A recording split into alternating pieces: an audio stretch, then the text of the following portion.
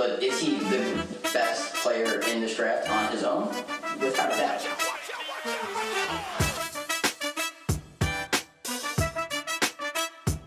Please show me a better example of a Bruce Arians quarterback. Hello and welcome back to another episode of Tank Observers. It's long been waiting, but I'm here with my partner in crime, Chris Spar. And Chris, what are we doing today? Well, we're going to do the very long overdue recap, winner, loser, draft grade, whatever, for the 2020 NFL draft. We've waited a month for this between scheduling and everything else that possibly could have gone wrong. We've finally made it. We can finally do it. We've been waiting a while. We've already started scouting 2021, haven't we, Jackson? God bless, too much. But there is a little bit of a caveat with what we're going to do today. We're only doing the NFC. We understand it's quarantine time, but we don't really think we'll be able to hold your attention for almost 2.5 hours. That would probably run, knowing how off topic we get. Yeah, we love doing that. But you know what? Intro or otherwise, let's get cracking on this because it's probably going to take a while as is. Yeah, that's an understatement. First off, we have the Bears. Topher, go ahead and give me a little bit of a preview on who they drafted this year. Well, Cole Kmet was their first pick, and it came in the second round, the 11th pick, the 43rd overall pick, as it would be. And the 43rd tight end on their roster, coincidentally. Yeah, because they have so many of those that they just chose not to use since they were 31st in tight end receiving yards.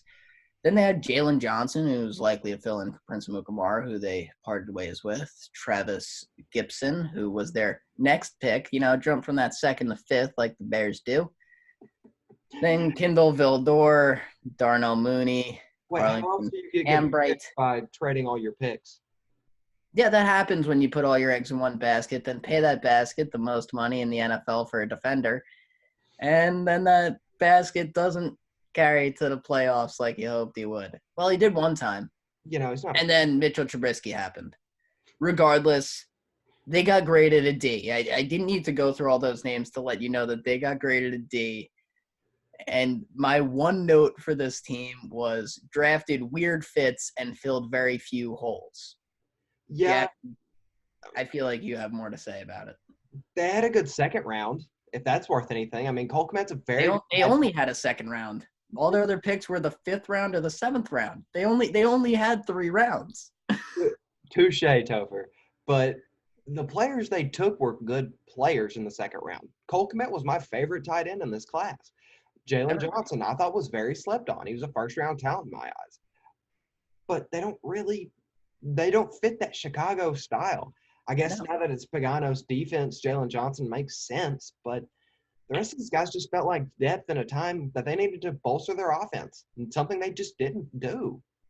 Something they should have done everything in their power to do was get Charles Leno a little bit of help. They need some offensive line.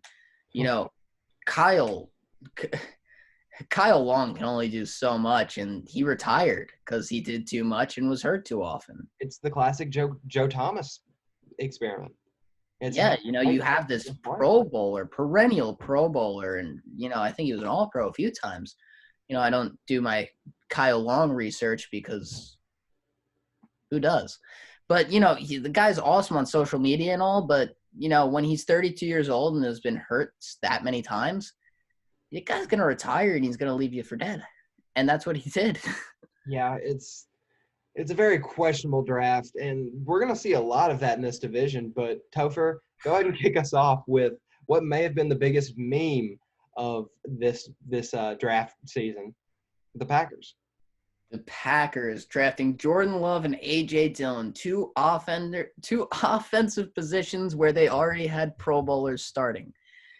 Then you go to their 3rd-round tight end, who probably could have been taken in the 5th round, Josiah DeGuara. And then you jump to Kamal Martin, an inside linebacker, a position they needed but probably shouldn't have waited till the 5th round to get. Well, that was and then the rest was offensive line depth and the few 7th-round players that, frankly, aren't going to help what they need. And how about this? No wide receivers. Whew. It's kind of like they really enjoy wasting the prime years, or like at least the still quality years of their all-star quarterbacks. They have Aaron Rodgers, who gave them so many years, and again, so many injuries. We talk about these veterans, and of course, when you're 36 years old, of course, you're going to be dinged up here and there. But the guy consistently denied being a part of the Pro Bowl because he's like, oh yeah, I've had a broken rib since week 3. I just had to get through the playoffs. That's literally happened like twice. Tough as nails. He's And willing to give everything to that he's franchise. willing to give up his body, and he gave up his prime to bring them one Super Bowl. They couldn't return the favor by getting a few receivers so that maybe he can get a second one. Had they given up so quickly after they got, kicked all over the field when they had to play the 49ers. But get him a few receivers and maybe it won't happen. I don't think that they've been watching enough current day NFL tape, because they seem to think these quarterbacks expire at around age 35. Breaking news: Drew Brees, Ben Roethlisberger, Tom Brady, they're all still hanging out. But Topher, go ahead and give me the grade that you ended up giving the Packers. Ooh, baby. And I was happy about this one, if you couldn't tell. If you couldn't tell by all the Vikings paraphernalia I tend to carry around with me through these. Are we sure They got a solid D-, one step below that dreadful Bears draft class. These guys decided to just throw away whatever hope Aaron Rodgers might have had of making the playoffs again. And maybe he'll drag him to the playoffs again. He still has Devontae Adams, but one receiver? That's not it. hold on. They drafted him a tight end in the 3rd round. DeGuara is supposed to change the look of this franchise? No. Exactly. They didn't. He's Sternberger. Sorry, I'm just throwing darts at the board, hoping they stick. Let's move on to some quality drafts. How about that? How about this? How about you tell us, or tell me and the viewers, what my precious Vikings did? Your Vikings ended up taking Justin Jefferson in the 1st round, just outright replacing Stephon Diggs with the pick that they got for him, which was interesting. But Justin Jefferson's a decent enough player. Jeff Gladney, one of my favorite cornerbacks, they ended up getting him at 31. Reached on Ezra Cleveland in the 2nd round, got Cam Dantzler in the 3rd. DJ Wanham ended up falling into their laps in the 4th round. James Lynch was another 4th-round pick, as well as Troy Dye. Harrison Hand fell in the 5th. KJ Osborne, the receiver from Miami, came in the 5th as well. Blake Brandell came in the 6th round, along with Josh Metellus. Kenny Willekes came in the 7th. Nate Stanley, who we were actually kind of clowning on his tape before this started, was their final pick in the draft. Topher, it's your team. You're going to know a little bit better than I am what these picks equivalent out to. Go ahead and take the reins on this one. Well, basically trading Stephon Diggs for Justin Jefferson was a real interesting decision, especially since Stephon Diggs is, I guess maybe this is a little biased, but Stephon Diggs is one of my favorite players in the NFL right now. I think he's one of the most quality deep threats, or at least he's just a pure deep threat at this point in his career. He's shown that he can do that. So that was an interesting choice, but I'm happy to get Justin Jefferson. I really think we're just getting a Stephon Diggs clone, just in the first round rather than the 5th, like where we found him. But outside of him, Jeff Gladney he's a quality defender, real physical guy at the line. But again, it feels like we're basically getting a new Xavier Rhodes, because that's what he did. He was a lockdown man-to-man defender who got real physical at the line. Ezra Cleveland, like you said, was a reach. Potentially Josh Jones was still on the board. He might have been a better pick since I hate to say this, but probably a better location as well, considering what they did in the offseason. But I believe that's our last team that we cover.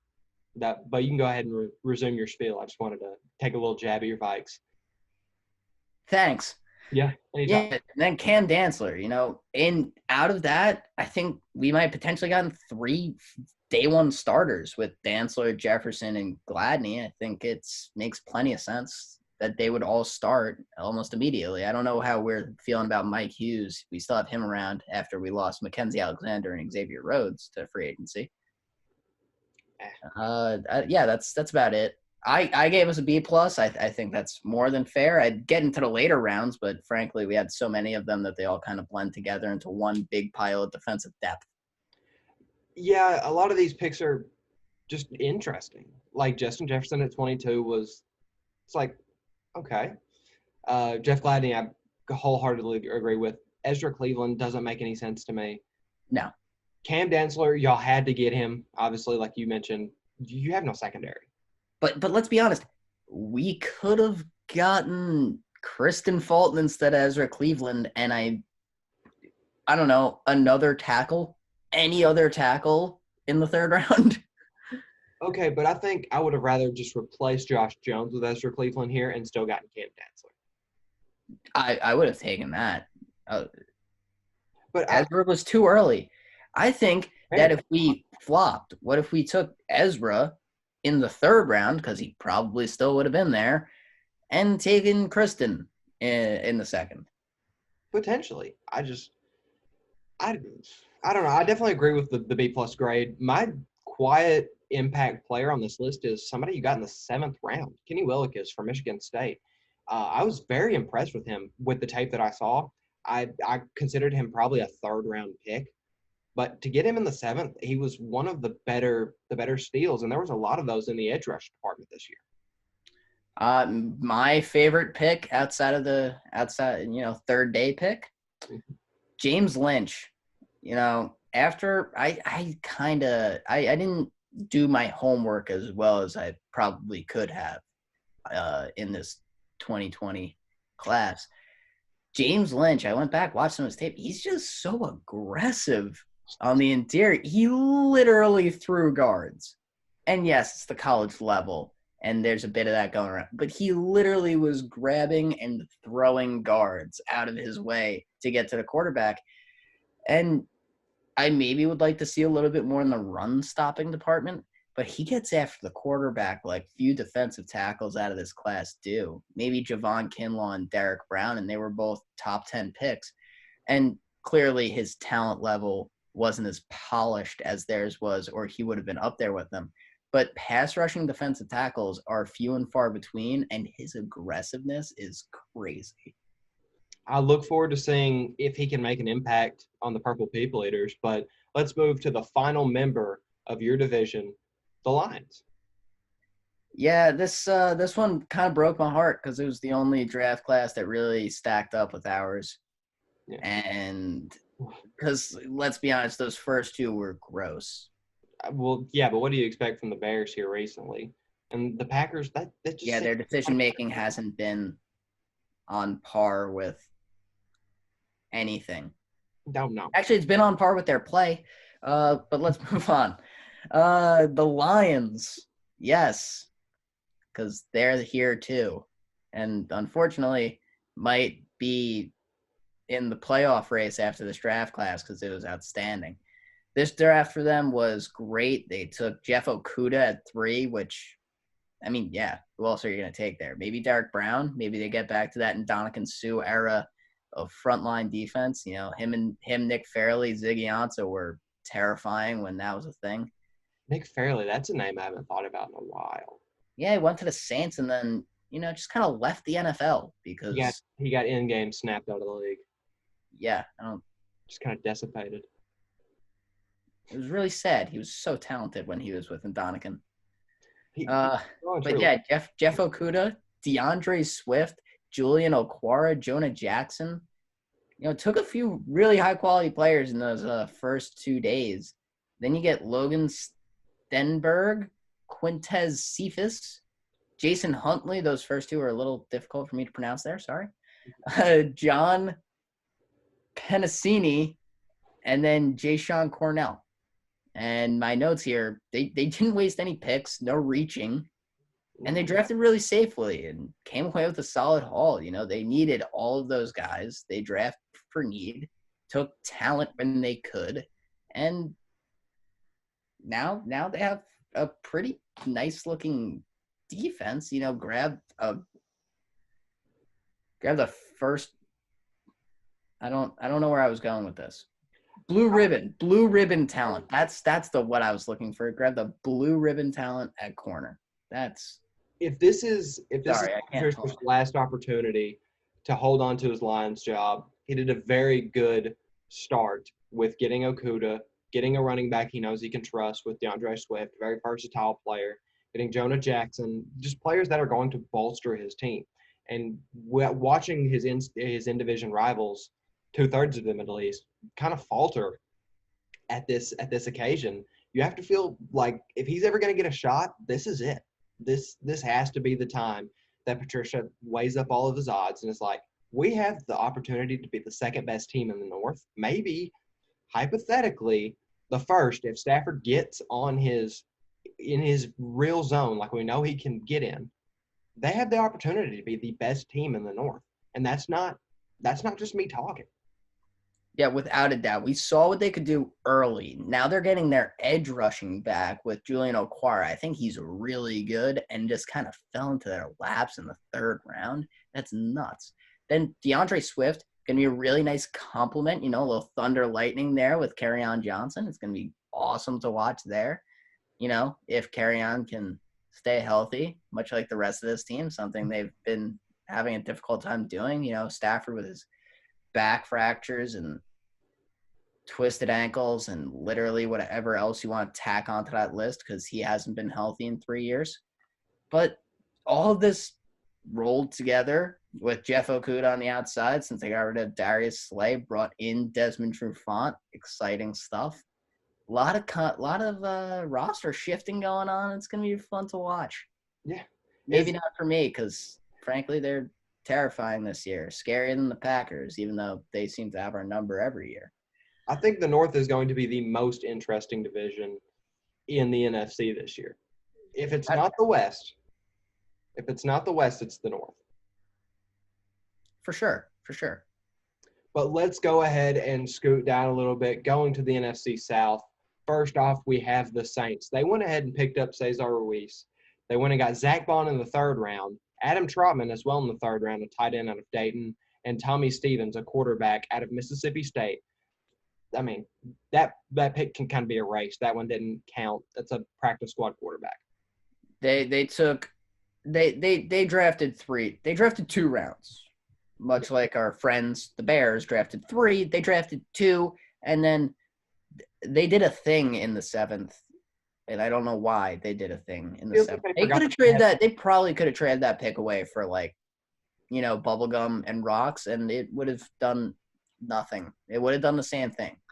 But it felt like they had forgot they had the 7th round pick. But the 3 picks that they did have outside of that, very good value. Cesar Ruiz was a very questionable pick at the time, but now that Larry Warford's out, he's got an open spot to go into that guard hole.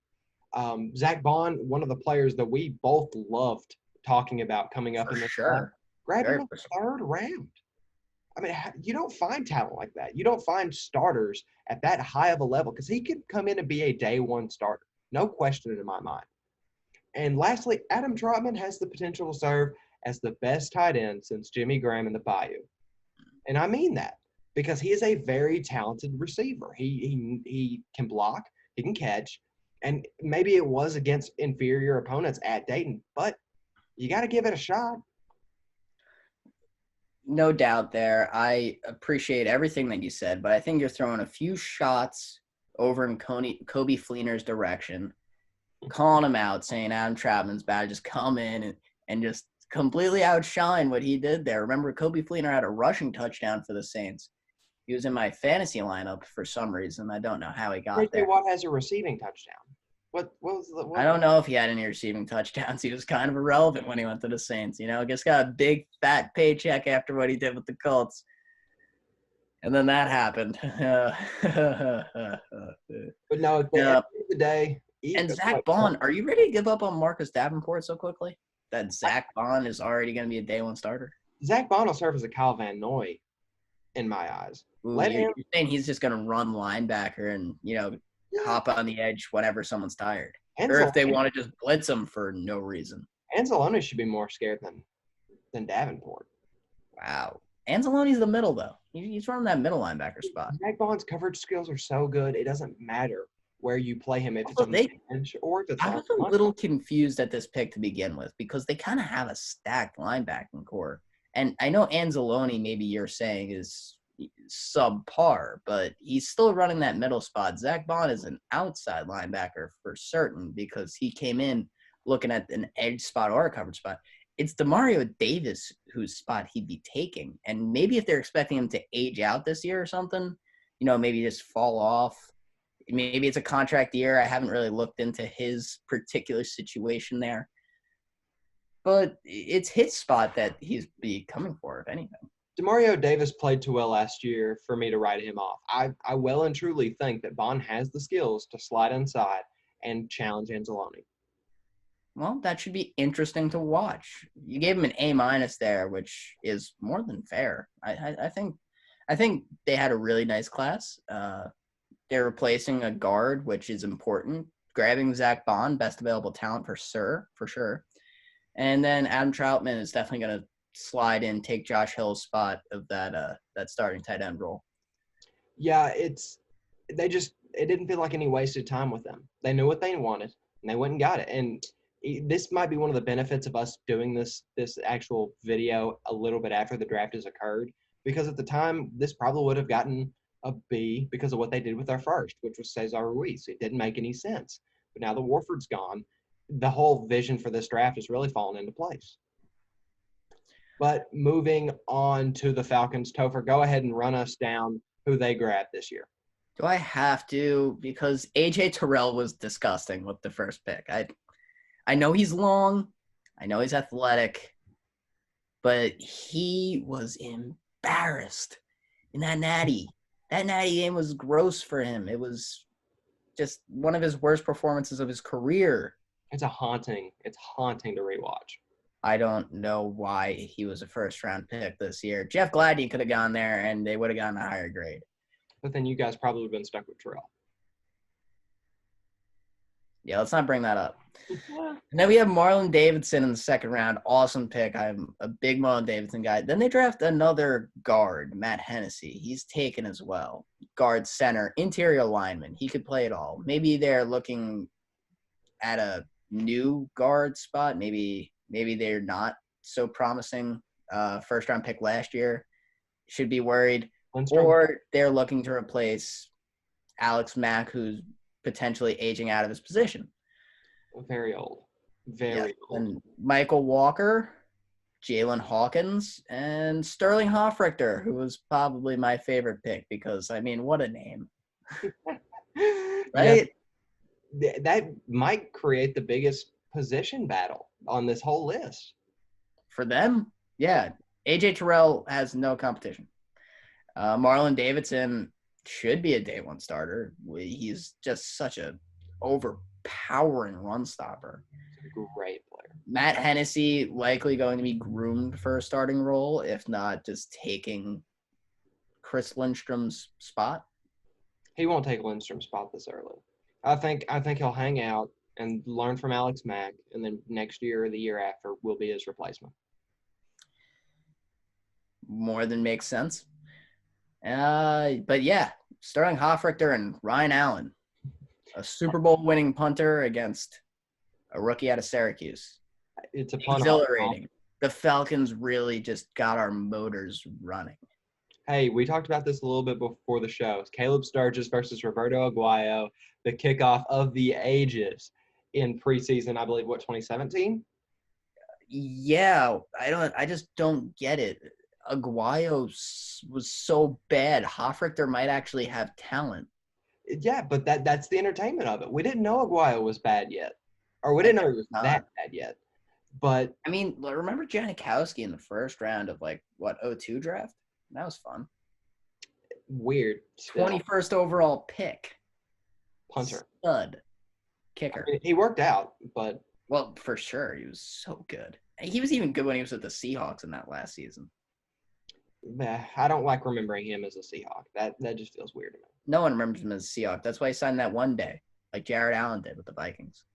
Or Champ Bailey with the I'd have to get that jersey, Jared Allen. That'd be fun. Oh, my God. Moving, we gave them a C plus. Just kind of a, I mean, Marlon Davidson was a great pick, but not a lot of these players are going to have immediate impacts. I mean, they're going to try to use Terrell the best they can, but outside of those first two, none of them really project, and the punter obviously, none of them really Sterling. their way into starting contention. Yeah, no, Alex Mack likely will get replaced eventually. And that's a big if. He might not even get replaced. We see players getting groomed all the time that just kind of fall off the face of the earth. Yeah. I mean, fair enough. We just kind of have to wait and see where a lot of these guys will shake out. Moving on to the Buccaneers. First off, they moved up a pick, which watching it live was a bit weird, but I guess they were bidding against some teams to grab Tristan Wirfs at pick 13, like I mentioned. Antoine Winfield Jr., a great safety out of Minnesota. Round 2, pick 13. Keyshawn Vaughn, a power back from Vanderbilt. Round 3, pick 12. Tyler Johnson, a big receiver. Round 5, pick 16. Khalil Davis, nose tackle. Round 6, pick 16. And then Chappelle Russell and Raymond Calais, not players I've seen a whole lot of tape on, nor do I feel like they're going to make all that big of an impact. But Topher, go ahead and give me a bit of a rundown on what you think about their class. They nailed it. Not much outside of that. They kind of killed it. You know, they even picked up a few more weapons for Tom Brady because why not? I mean, Keyshawn Vaughn could potentially challenge Rojo for that starting running back role. Ronald Jones hasn't shown all that much. Last year he broke out a little bit, but nothing noteworthy really. You know, just something like, oh, look, he can actually play football. Amazing. Hey, we You still know, he hasn't done that yet. More importantly, we have Tristan Wirfs. He's going to be sliding it. He's going to be a day one starter for sure. Protect Tom Brady. He doesn't like to use his feet, you know? Somehow he manages to have somewhere in the teens for rushing touchdowns, but that's just because he's 6'5" and goes, hey, just falls over and finds his way into the end zone. But, you know, and then there's Antoine Winfield, who's likely another day one starter. You know, that secondary is frightening to look at. But they have a lot of young guys. Add Antoine Winfield to the mix. But like you said, the rest of them, you know, not likely game-changing players. You know, they have Vita Vea. They extended Ndamukong Suh for another year. So Khalil Davis isn't going to really get his money's worth in that starting role. But, yeah, Tyler Johnson's probably going to get some work, you know? They only have 2 receivers on the roster if you really think about it. I mean, Chris Godwin, Mike Evans, and you have O.J. Howard, but there's not really that many more noteworthy players. I'm convinced, though – well, Gronkowski. I'm convinced, though, that playoff Danny Amendola is going to find his way out of retirement to rejoin, run that slot for him, just because why not? That might have well have been breaking news. I didn't even know Amendola was retired. But the Buccaneers came into this draft really needing a couple crucial spots and then just depth guys that are there that they can feel safe with if somebody gets hurt. And they got that done. They got exactly what they needed in this class. And that's why I ended up giving them the A- because didn't do anything wrong. They stuck to the script, and that was the right thing to do. They came out looking green. A lot like that Lions draft. You know, they played it safe and came away with a really sick haul. They just drafted for need rather than talent necessarily. You know, Antoine Winfield might have been best available talent, but at the time, they grabbed them, and it was a perfect fit. Yeah. Moving on to the final member of the NFC South, the Panthers, looking to continue what was a pretty solid draft by this whole division. Yeah, no doubts there. I keep saying no doubt. I should find something new to say. But Derek Brown, That's right. it's a mental note that I decided to say out loud. Derek Brown, Yetur Gross-Matos, Jeremy Chin, Troy Pride, and Kenny Robinson. The rest of them, you know, Bravion Roy and Stanley Tom-Salver, not really the impact players that the first couple are going to be. You know, Jeremy Chin, quality safety. They could probably use him. You know, Kirk Coleman's been gone for a while, and since then, the only notable safety that's been on the roster is Trey Boston. And See, he's a headhunter, and they could probably do without the penalties. I'm more But projecting Jeremy Chin to step down there into that Bradbury spot.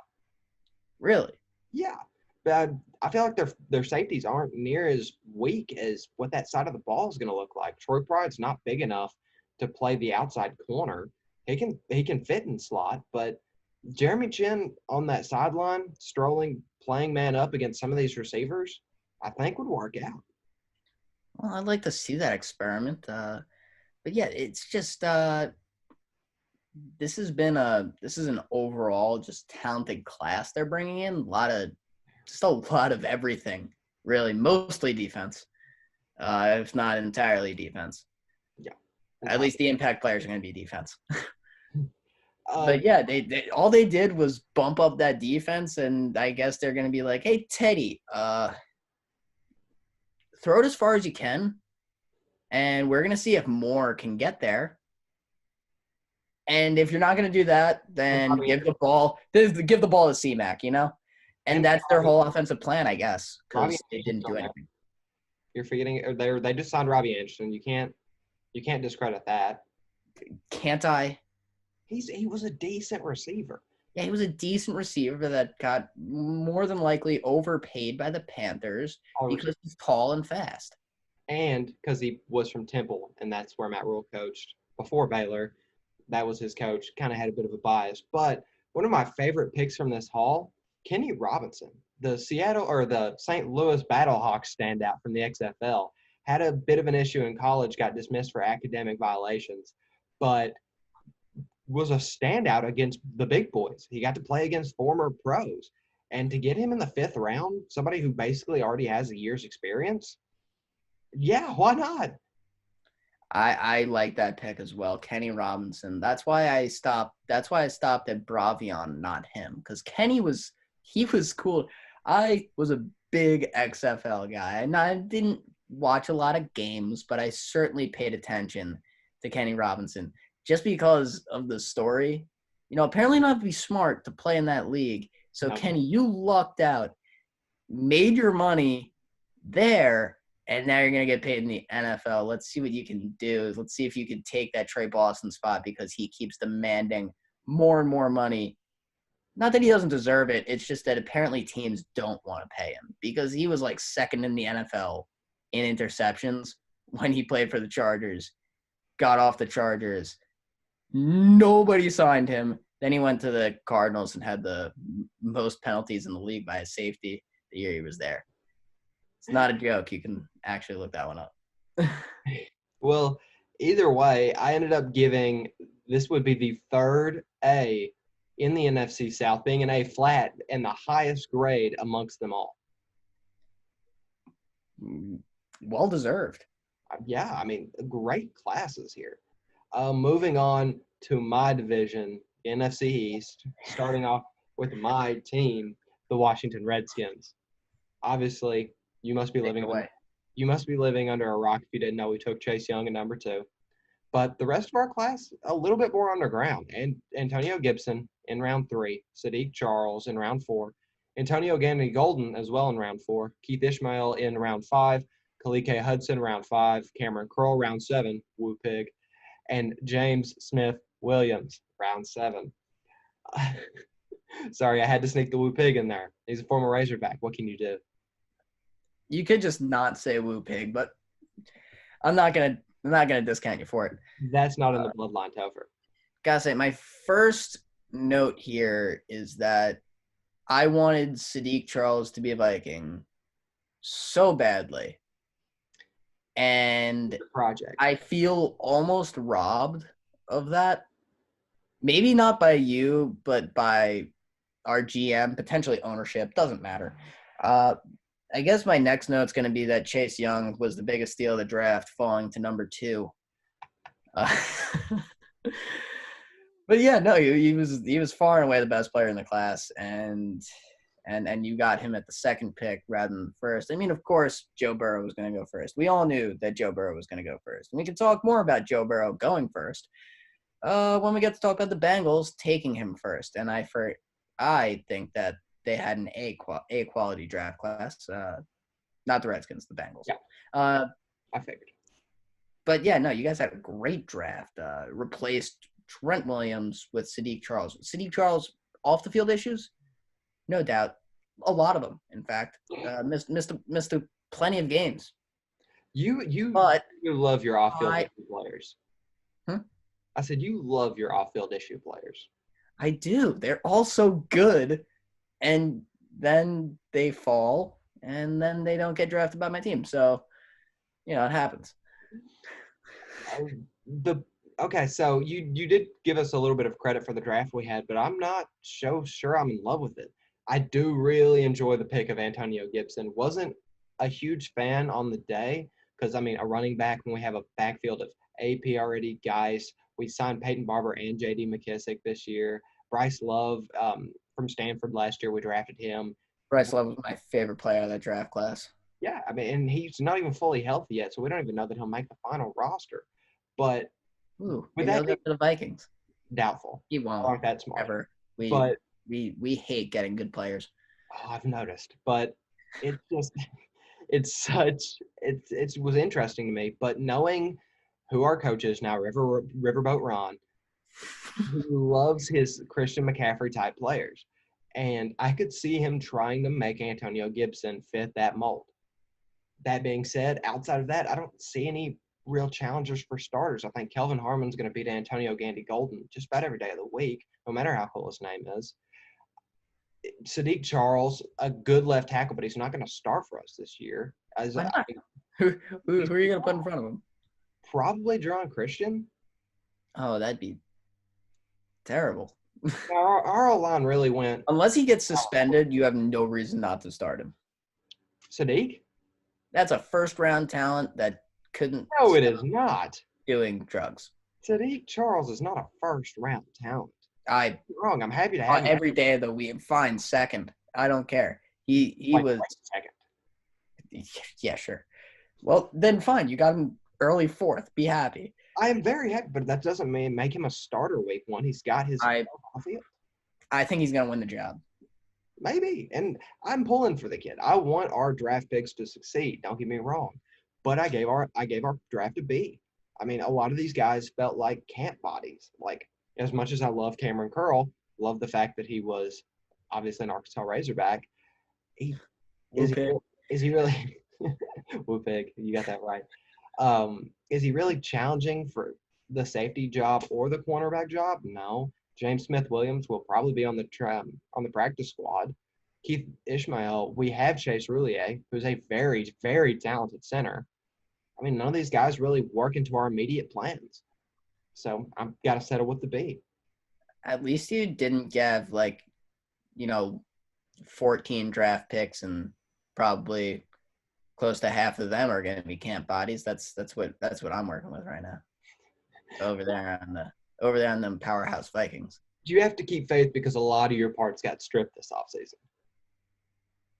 A lot. I really hope DJ Wonnum and James Lynch both work out because we cut 2 starting defensive linemen. We're not talking about the Vikings anymore, though. I'm probably going to be talking about them for the rest of this show, under my breath with a lot of hate. But right now we're talking about the Cowboys and how they're the only A-plus grade in this entire draft. And you gave it to them. Yeah. And it's not that I don't love Trevon Diggs. I do love Trevon Diggs. I pulled for him while you just threw shade in every which way you could when it came to his game tape. Not that it wasn't deserved. I just thought it was a little much. He's not all that good. And it like you mentioned, I did write this, and it pains me to have put it down. But God, CeeDee Lamb, Michael Gallup, at 17. Cooper.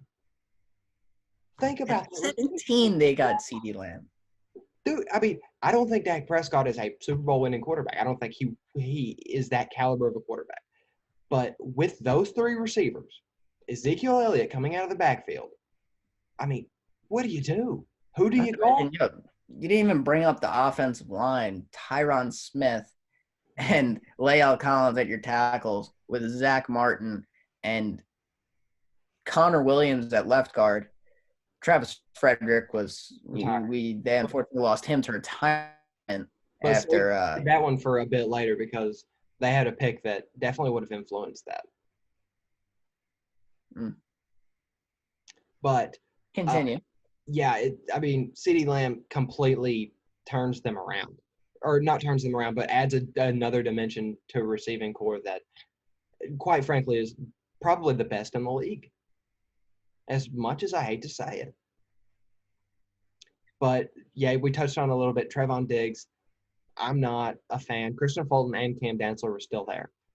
But he fits what they were going for. He's a press man corner, and they were in need of somebody across the line from Awuzie. But Neville Gallimore in the third round, top 10 steal of this draft. Genuine. For sure. He is going to be such a good nose tackle for them, run stopper. Yeah. Gonna fill right in for Malcolm. Malcolm last name. And yeah, no, Malcolm Brown. There you go. Lost him to the Saints. Tragedy. But yeah, he's just going to fill in right away, take that nose tackle spot. DeMarcus Lawrence on the outside. So, you have your edge rusher because they only have one of those, and they have their run stopper because they only have one of those. They should probably work on getting more depth because they don't have many people on there in defense as a whole. No, they're lacking a little bit in that department. But now to touch on the center position that I was talking about a little bit earlier, the potential replacement for Travis Frederick, Tyler Biadasz, a very, very talented center, was amongst the top of the board before this year. And the Wisconsin play this year brought him down a little bit, but I think he's got the talent to succeed and start day one. I agree. I really like Tyler Biadasz. I don't know the proper pronunciation for that one. There's a Z at the end there. Following an S. So most of the time those make the same sound. Yeah, we were just kind of throwing darts at the dartboard with that name, but yeah, but I don't know how the Wisconsin play could bring him down. I don't get that. They had a 2,000-yard rusher. Yeah, but Jonathan Taylor's not much of a middle-of-the-line runner. Most of his yards were coming on the outside gaps.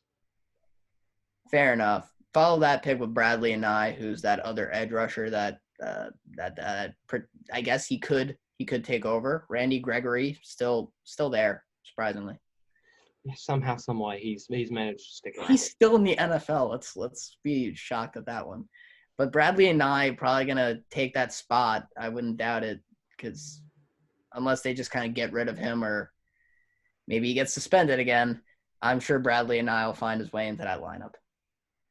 Yeah, and like you already exposed a little bit earlier, I gave them an A+, and I might actually have my Redskins fan card revoked, but that might be a favor to me because God knows this franchise just it does us dirty, man.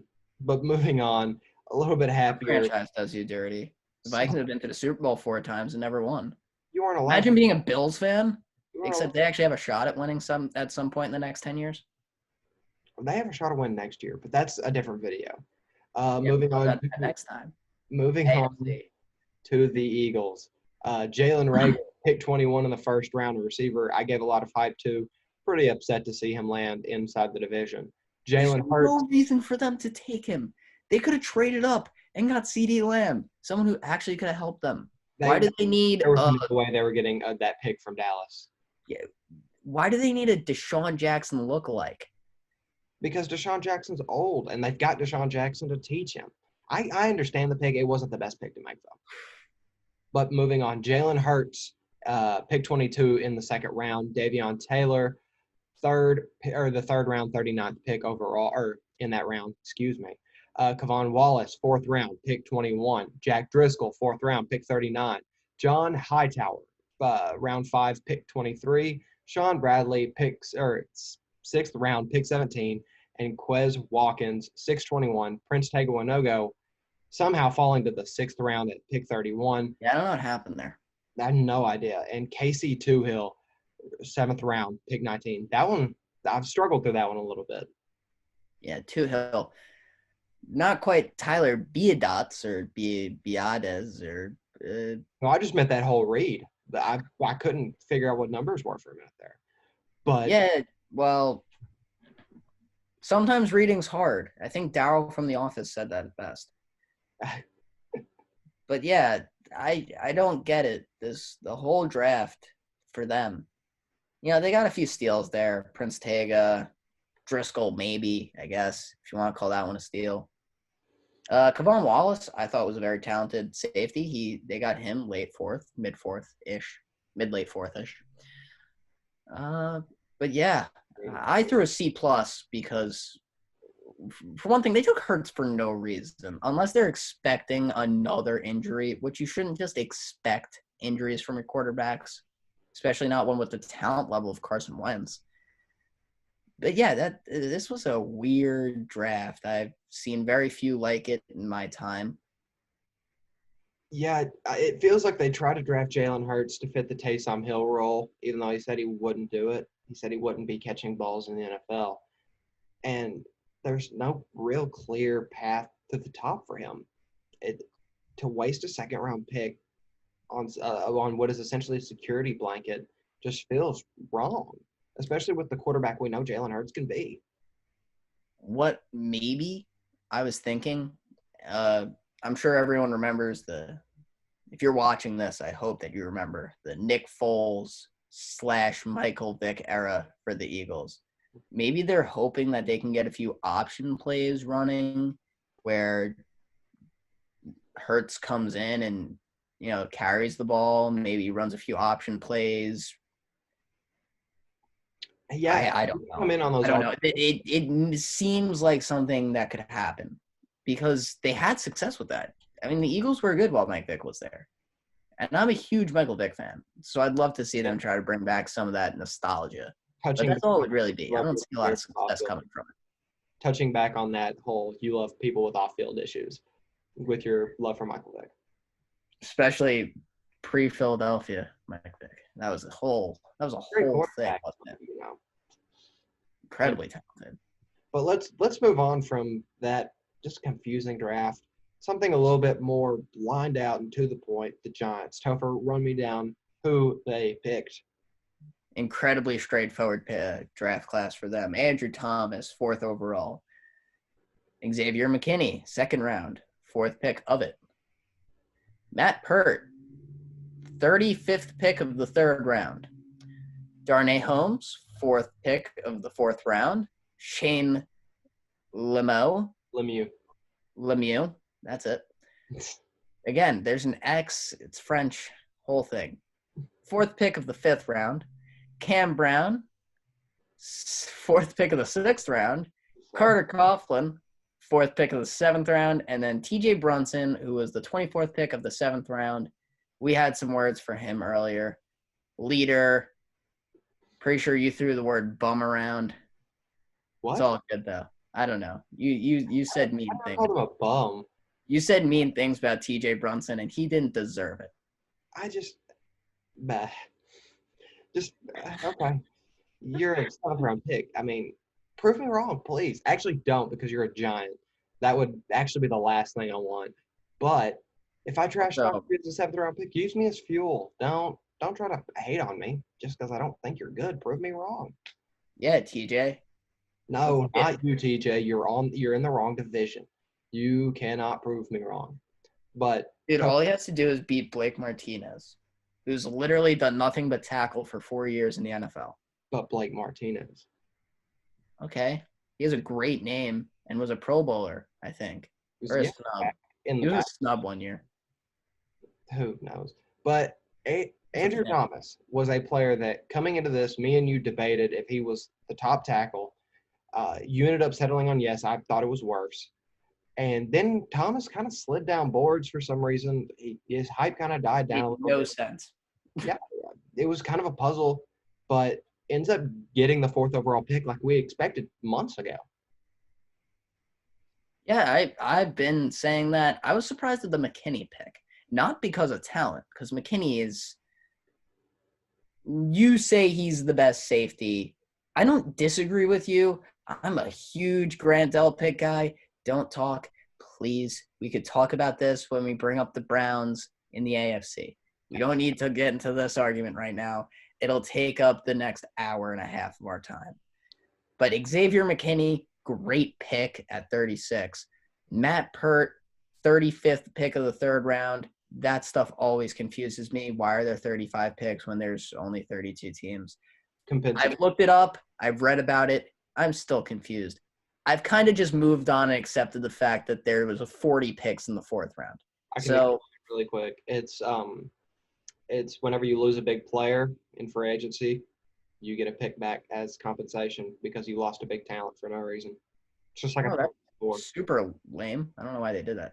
Very well, not as lame as giving teams the ability to move up 6 to 10 spots if they hire a coach or GM of color, like the new Rooney Rule proposal, which completely different video yet again, but is blasphemous. But continue with your analysis. Ew. Yeah. Oh, well, that's really all I get to. Shane Lamo could slide into that starting right guard spot since, they don't really have one. They don't have a starting right guard. No reason Shane Lemieux shouldn't get that spot. I said his name wrong again. No, you got it right that time. What? Lemieux. Yeah, I know. I got it wrong the first time. But, yeah, they drafted 2 potentially immediate starting guard offensive linemen and, consistently drafted high-value players. They grabbing Xavier McKinney where they did was incredible. And Matt Pert is a really good talent, potentially maybe 3 immediate starting offensive linemen if Matt Pert can win that right tackle spot. I don't know what their plans are for Nate Solder. I'd probably release him and take the money. That's me. I play a lot of Madden. I know what I'm doing as a GM. They should take my advice. Probably not the best qualifications for the job, but we gave them a B on this class.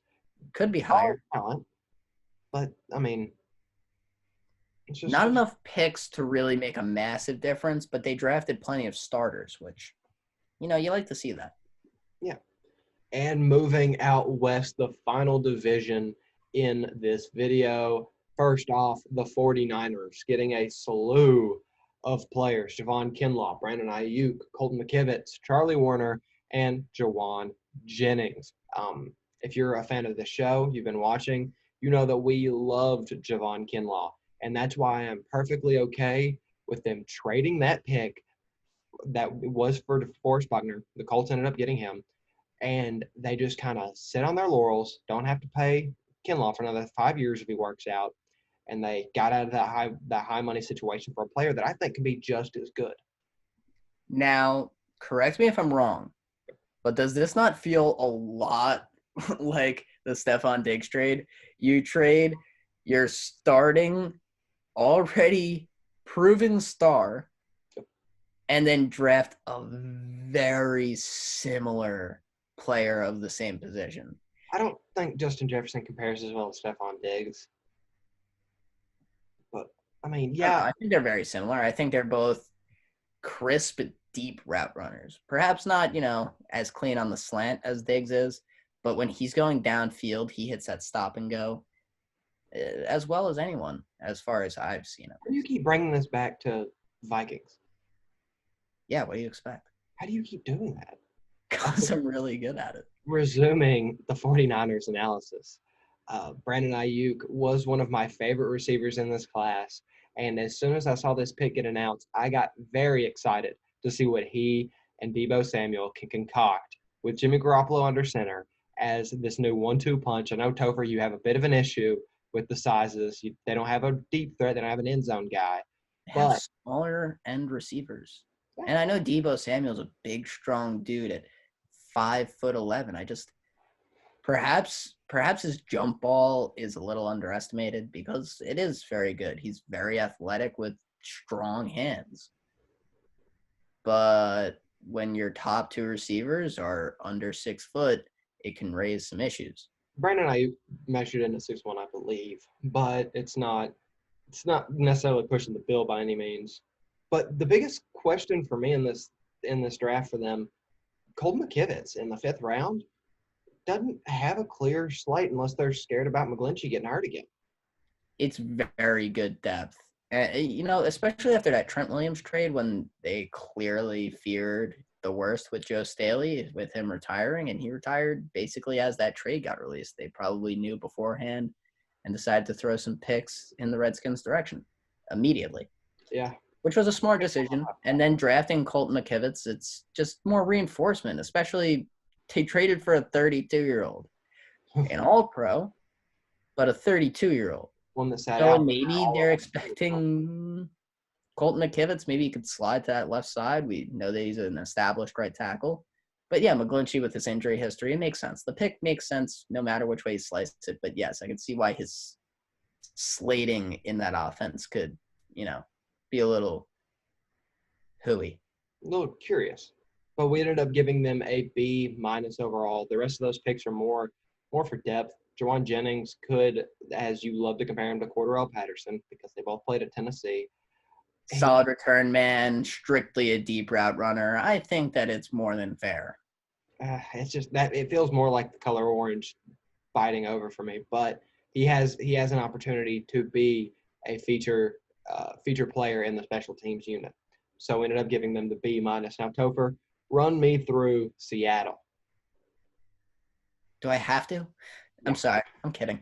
But yeah, no, Jordan Brooks, Darrell Taylor, who was probably the best pick of their entire draft, Damian Lewis, Colby Parkinson, another curious one. Don't know why that happened. DJ Dallas. A lot of depth here. Almost entirely depth.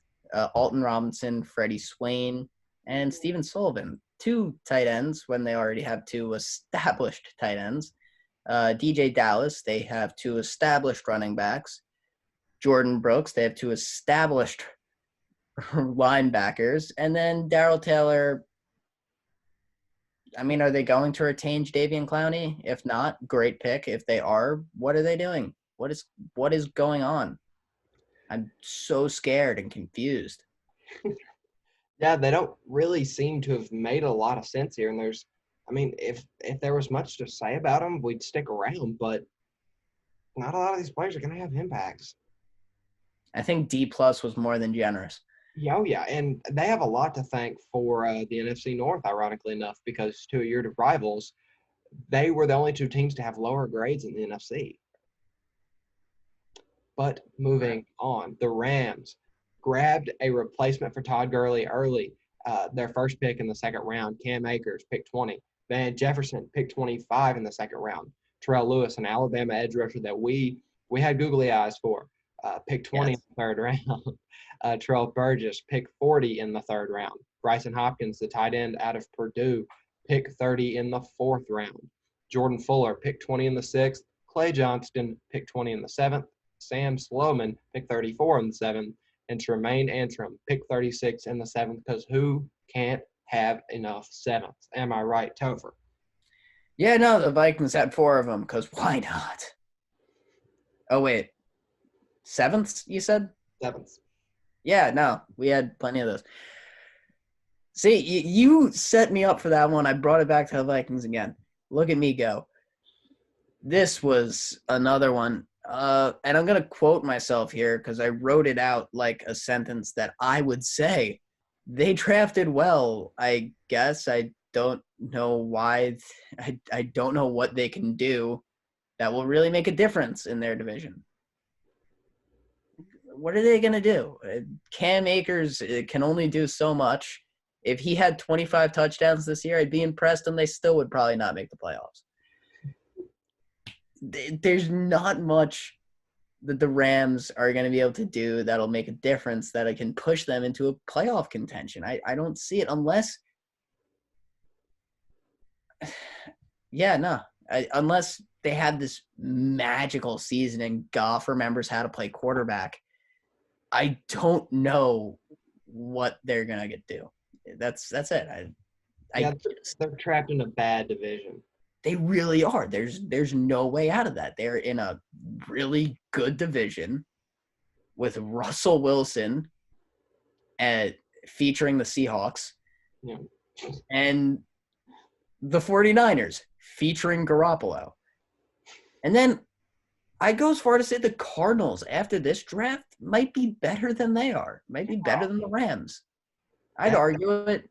I could see Kyler Murray coming in, showing off basically doing his best Russell Wilson impression and carrying his team to a better record than the Rams will. I'm not ready to say that the below 500 coach at the college level will take a huge step up, but that's beside the point. They, even without the Cardinals being super competitive, which I do know they can be, they still got to go through what were probably the two best teams in the NFC last year. And I mean, there's not a lot that this draft really did to fix that. We ended up giving them the C. They deserve the C. Just average. Just okay. They drafted averagely to add depth to an average team that's in an above average division where they're not just going to be like, hey, Giants, want to trade divisions with us? And then Giants will be like, okay. And then, then maybe they can win that division. But they're not winning. They're not winning the West. They could win the East, but who can't? Yeah. As much as I hate to say it, Dallas. Oh. Yeah. I think Dallas is a better team than them. But I mean, probably, but it's Dallas. When have they ever been good when they're supposed to be? Yeah, and they did hire McCarthy. He's wildly overrated. But that, again, besides the point, moving on to our final team of this video, the Arizona Cardinals, grabbing Isaiah Simmons in the first round with the 8th pick overall. Josh Jones, pick 8 in the 3rd round. Lakifo 2, pick 8 in the 4th round. Rashard Lawrence, back-to-back D tackles, which we'll touch on in a second, pick 25 in the 4th round. Evan Weaver, pick 23 in the 6th. And Eno Benjamin, pick 8 in the 7th round. Simmons was a steal, an absolute steal at 8. No doubt. He was nuts. Yeah. And I mean, he is nuts. He plays 4 positions. More than that. Yeah, I don't really know why I said that. He could play whatever he wants. He could be a wide receiver if he's like, hey, coach, I think I can. And Cliff will probably go, well, I don't win that often, so let's try it. We'll just go, how deep can you run on these routes? But if you had go as far as you can, Kyler will hit you. If you had a hole on defense, Simmons filled it. Yeah, they had, like 7 or 8 holes on defense of the 11 positions they had, and they filled one of them with 2 players, Rashard Lawrence and Lecky Futeau. You said we get to him. I decided to get to him now. I know we're probably not done with Simmons, but when are you ever done with Simmons? We can bring up all 9 positions he plays, and then we could still probably talk about how exciting he's going to be at 6'4" and 220, running a 4.3 or whatever. He's a monster. But touching back on those defensive tackles, they had, 1 D tackle on the roster before they started this draft, so drafting 2 of them was probably a good choice, especially since the one that they had left was a UDFA from last year. Yeah, it just felt like they weren't prepared, but they went ahead and fixed some of their errors. But the player you skipped over here, Josh Jones, we talked about him a little bit earlier, kind of by foreshadowing. I told them, I think at the first team that we did, that we would talk about Josh Jones a little bit later, and then you completely skipped over it. But very good value pick for Josh Jones in the 3rd round. Touched on those D tackles a little bit. Benjamin has a shot in my eyes to take some carries away from Kenyon Drake. I don't find Kenyon Drake very impressive. He fell into a really great situation where they like to overuse their running back. I know it's a new coach from the last one who liked to overuse David Johnson, but clearly Cliff has a man crush on our man Kenyon and decided to overuse him as much as the previous OC liked to overuse David. But we all saw what that did. It led to an injury and basically ruined David's career, and then he got sent to Houston along with some bubblegum and rocks. And in return, they got DeAndre Hopkins. Yeah, it was. But that whole conversation that I just had with myself took a very left turn to trades rather than sticking on the draft. But yeah, Eno's an awesome player and has every right in the world to try to steal every rep from Kenyon Drake. Yeah, I'm very interested to see. That feels like maybe the best pick in the 7th round for what team he went to. I don't have the full 7th round right in front of me right now, but that feels pretty safe to say. Not a whole lot of value picks coming out of that round. But yeah, we gave them the A-, a very solid ending to this list. Yeah, but if you look at the 7th round of any year, most of the time you're going to be like, yeah, there were people that fell, but not too much to comment on. I'm sure everyone said that about Charles Leno Jr., and he at least deserved a Pro Bowl 2 years ago and got himself a nice fat 3-year extension. Yeah. So let's see how this 7th round pans out. I feel like they at least deserve the consideration. Not just the 7th round, Topher. We're waiting to see how this whole draft pans out, and that is at least one half of our draft recap. We'll be back before you know it to recap this other half. But for the Tank Observers, my name's Jackson McCarty. I am Chris Spar. We'll see you guys next time.